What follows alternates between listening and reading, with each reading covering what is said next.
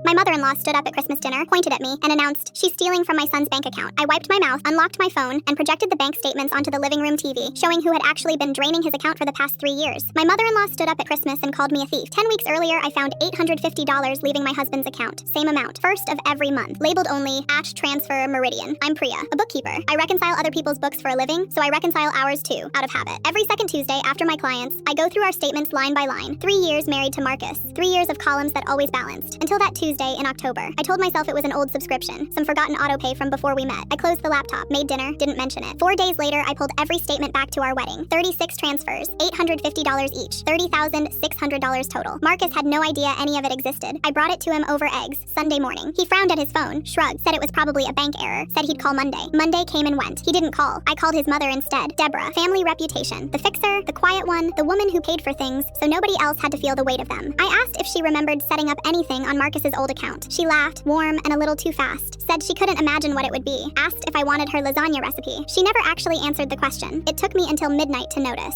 I called the bank myself, gave them Marcus's account number. 2 names came up as authorized signers. Marcus Callahan and Deborah Callahan, added when Marcus was 17, never removed, 16 years. My hands went cold on the wheel. I hired Renata Ose, a forensic accountant. She traced the Meridian account through 2 servicer transfers back to its origin. A regional bank 2020, $42,000 equipment loan, a truck, a trailer, a commercial mower, issued to North Fork Landscape and Design, Holtz Company, Marcus's older brother, the one that folded 3 years ago. The loan carried a personal guarantee, Deborah's signature, not Holtz. A guarantee isn't a crime, Renata told me. What I can't explain is why she paid it with someone else's money, quietly, for 3 years. I found the bankruptcy filing that night, North Fork Landscape and Design, Chapter 7, Case 21 BK04532, discharged 11 months after filing. Total liabilities, $61,000. A bankruptcy attorney explained it plainly. Chapter 7 wipes out the business debt. It doesn't touch a personal guarantee. Deborah never filed her own bankruptcy. She just kept paying instead. I didn't tell Marcus everything yet. I wanted to bring him the whole picture, not a half-finished theory. At a small gathering before Christmas, I asked Holt lightly if he still did landscaping work these days. He went stiff, glanced toward the kitchen, mumbled something about being mostly out of that business now. Deborah's shoulders went rigid at the sink. She set a mug down half an inch too carefully. 2 days later, she was on the phone with Marcus for 40 minutes. He called it just checking in about Christmas. I meant to tell him everything the night before Christmas Eve. His phone rang, a work emergency. By the time he got off the call, it was after 11. There wasn't a quiet moment left. Deborah made sure of that. Christmas dinner, the good china. Green bean casserole still on my plate when Deborah stood up so fast her chair scraped the hardwood. She looked straight at me. "I think everyone should know," she said, "that Priya has been stealing from my son's bank account. 3 years of it. I found the transfers myself." The table went silent. Holt's fork stopped halfway to his mouth. Owen looked between his wife and me like he was trying to find solid ground. Marcus said my name once, quiet and confused. I set my fork down, wiped my mouth with my napkin. I unlocked my phone. Their TV was already set up for the family slideshow. The same little streaming dongle Deborah used every year after dinner. Nobody would think twice about me walking over to it. I stood up, walked to the console, tapped the screen mirroring icon on my phone. Full story on the channel linked below.